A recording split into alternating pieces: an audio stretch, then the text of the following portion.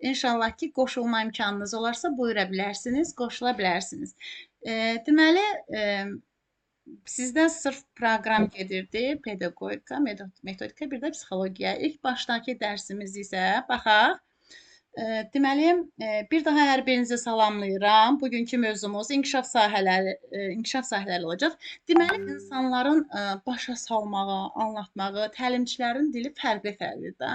Bəlkə də mənim anlatdığımdan siz başqa cür başa düşəcəksiniz dərsi, daha yaxşı qavrayacaqsınız deyə bilmərəm. O sizin sonunda öz hansı fikrə gələcəyinizi ola bilər. İndi başlayaq biz.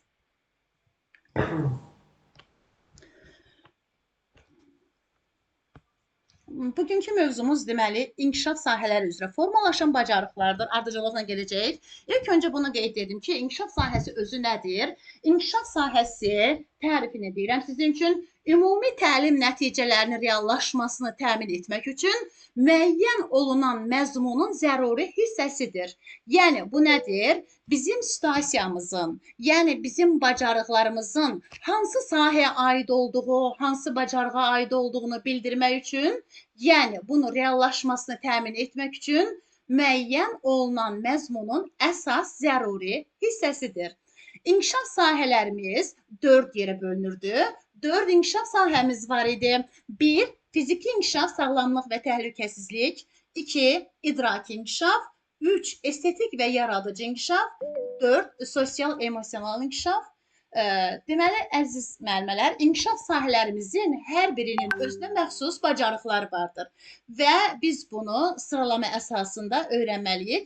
Dediyim kimi, öncə də başdan vurğuladım sizə, nə qədər vaxtı, müəyyən zaman ərzində siz hazırlıqlara qoşulursunuz. Tam qoşulmayanlar da ola bilər, bilməm, bəlkə də özü hardansa tapır, material oxuyur. Yəni, bunlar sizə təkrar ola bilər, olsun, təkrar olmağın heç bir zərər ziyanı yoxdur. Yəni, təkrar biliyin anasıdır, təkrar olsa təkrarlanmış olar sizin üçün. Ən əsası da elə sırf bu dərsini daha yaxşı bilməyiniz lazımdır.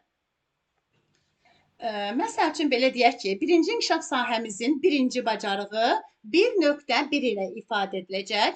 İkinci bacarığı 1.2 ilə, üçüncü bacarığı 1.3 ilə ifadə ediləcəkdir. Eləcə də digər bacarıqlarımız, ikinci bacarığımız 2.1, 2.2, 2.3, üçüncü bacarığımız 3.1, 3.2, dördüncü bacarığımız 4.1, 4.2 və 4.3 olaraq ifadə ediləcəkdir. Deməli, bu mövzumuz əsasən əzbərə əsaslanır. Yəni, biz bütün bunları həm sıralamanın düzgün şəkildə verilməsinə, həm hansı inkişaf sahəsinin və hansı bacarığın olduğunu bilmək üçün əvvəlcə həmin sıralamanı əzbərləməliyik. Düzgün şəkildə əzbərləməliyik. Bunun da əzbər yadda qalması üçün mütləq şəkildə mən bütün xanımlara deyirəm, yazın, yazmaq lazımdır. Nə qədər ki, siz yazacaqsınızsa, qeydlər aparacaqsınızsa, bir o qədər yaxşı öyrənəcəksiniz. Bəlkə də çox xanımlar bunu etmirlər, amma edən xanımlar var və siz bir də buna keçin, yazmaqla öyrənməyə başlayın, onda görəcəksiniz ki, nə qədər yaxşı öyrənirsiniz və deyəcəksiniz ki, öz-özünüzə, vay, bəs mən bunu niyə çoxdan eləmirdim, mən gör necə daha yaxşı öyrəndim, necə yaxşı yadımda qalır. Həqiqətən mütləq şəkildə ən əsası əzbərçiliyə köklənən, söykənən bu dərslər varsa, mütləq şəkildə yazmaq lazımdır. Məsəl üçün, belə bir sual düşə bilər ki, 1.1 nəyi bildirir və yaxud da 2.3 nəyi bildirir, 3.1 nəyi bildirir, 4.2 nəyi bildirir və s. İndi isə, əziz müəllimələr, məsəl üçün, belə deyək ki, baxın, birinci inkişaf sahəsi 1, fiziki inkişaf və sağlamlıq və təhlükəsizlikdir. Siz qeydlərinizi apara bilərsiniz. Birinci inkişaf sahəmizin isə birinci bacarığını qeyd edirik. Diqqətli olun. Birinci inkişaf sahəsinin birinci bacarığı necə qeyd edirik? 1.1 fiziki hərəkətləri yerinə yetirir. Bəs yaxşı, birinci inkişaf sahəmizin İkinci bacarığı o hansıdır? 1.2 ilə ifadə edilir. Masa arxasında davranışını ümumi qaydalara əsasən tənzimləyir və gigiyena qaydalarına əməl edir. 1.2 ilə ifadə edirik. Yazırıq 1.3 Təhlükəsizlik qaydalarına əməl edir. Bu necə qeyd edildi? 1.3. Deməli, bu birinci inkişaf sahəmizin üçüncü bacarığıdır. Deməli, birinci inkişaf sahəmizin birinci bacarığı necə qeyd edilir? 1.1. Fiziki hərəkətləri yerinə yetirir. 1.2. Masa arxasında davranışını ümumi qaydalara əsasən tənzimləyir və gigiyena qaydalarına əməl edir. 1.3. Təhlükəsizlik qaydalarına əməl edir. İndi isə keçirik ikinci inkişaf sahəmizə. İkinci inkişaf sahəmiz hansıdır? İdraki inkişaf sahəsi. İdraki inkişaf sahəsinin 3 bacarığı vardır. Baxın, indi isə əziz müəllimlər, o necə qeyd edilir? 2.1. Deməli, niyə? Çünki birinci inkişaf sahəmiz birinci olduğu üçün, belə deyək, birinci olduğu üçün bir nöqtə sıralaması ilə 1.2, 1.3. İndi isə ikinci inkişaf sahəmizdən söhbət açılırsa, buna görə də 2.1 ikinci inkişaf sahəmizin birinci bacarığıdır. 2.1 əşya və hadisələr haqqında ilkin təsəvvürə malik olduğunu nümayiş etdirir. 2.1. 2.2 indi isə ikinci inkişaf sahəmizin ikinci bacarığını qeyd edirik. 2.2 nitqi dinləyib anlayır, rabitəli danışır və nitq ehtiyatlarından istifadə edir.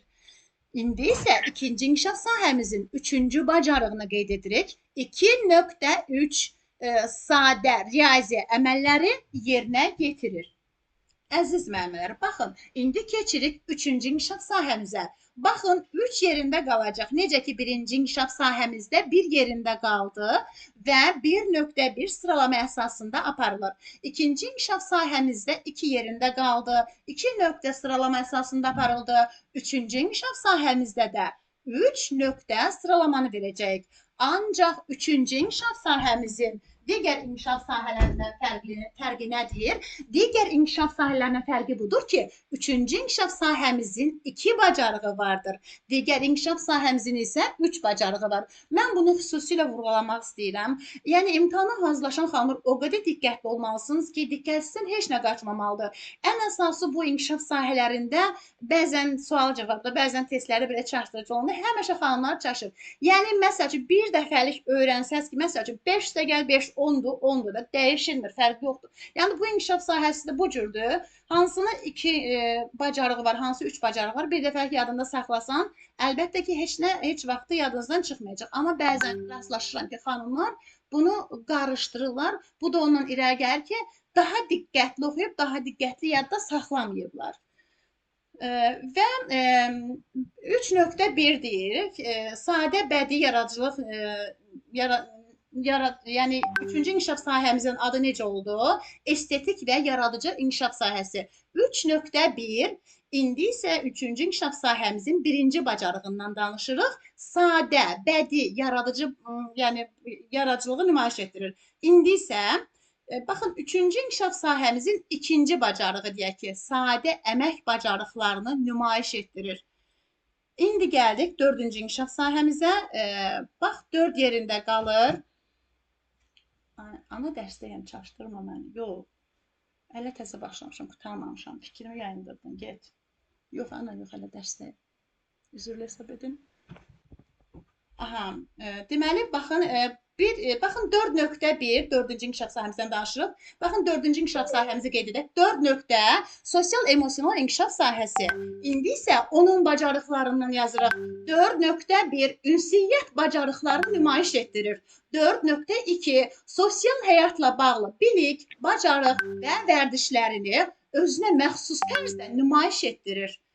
4.3 hörmət, münasibət və dözüm, tolerantlıq nümayiş etdirir.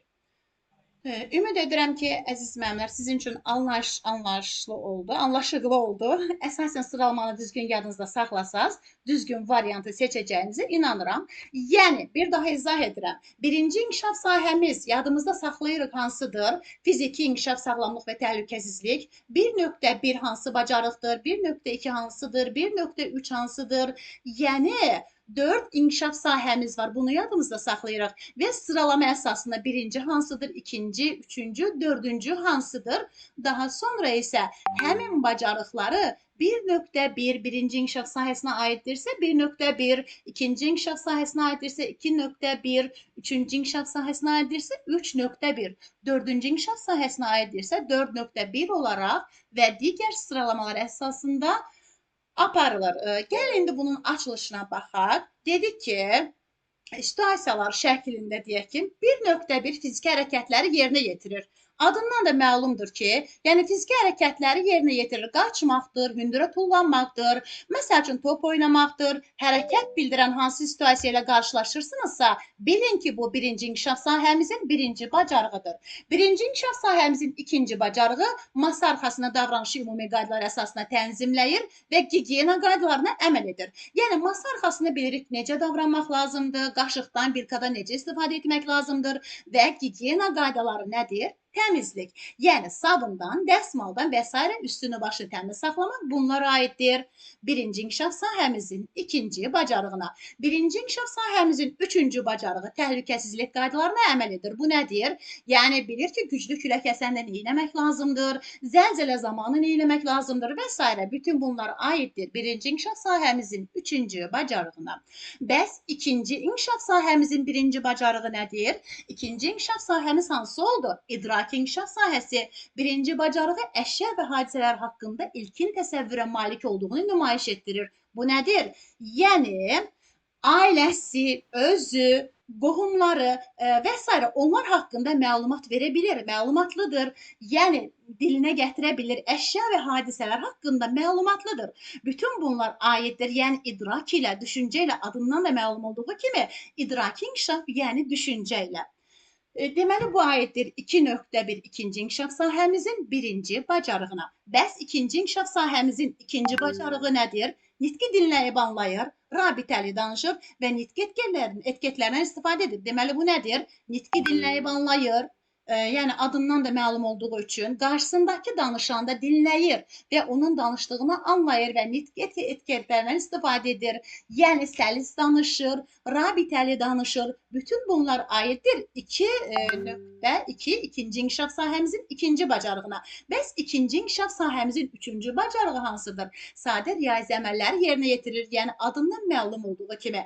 Əgər harda hesab görsəniz, riyaziyyat görsəniz, bilin ki, bu hansıdır? İkinci inkişaf sahəmizin üçüncü bacarığıdır. Bəs üçüncü inkişaf sahəmizin birinci bacarığı hansıdır? Sadə bədii yaradıcılıq bacarıqları nümayiş etdirir.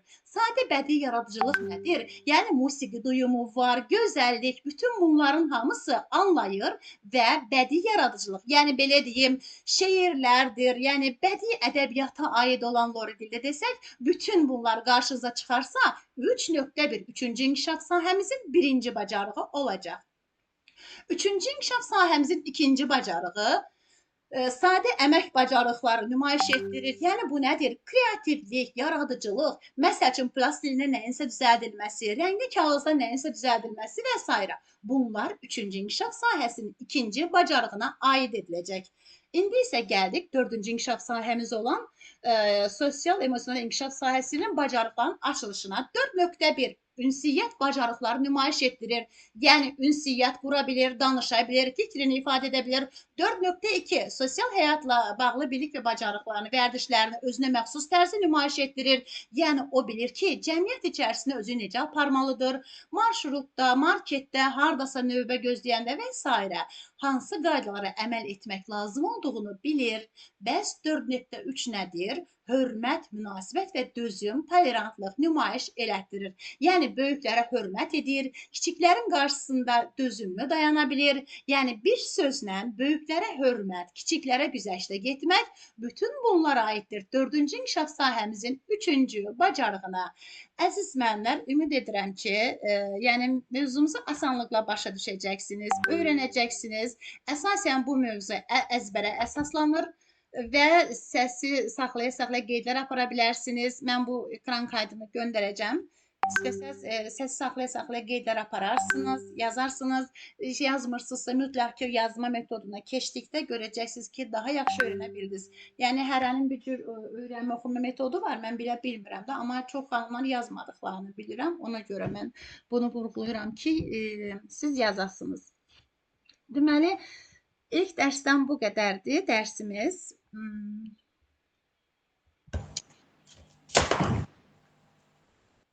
Yəni artıqlaması ilə necə lazımdır, o tərzdə mən izah etdim bu dərsi sizə.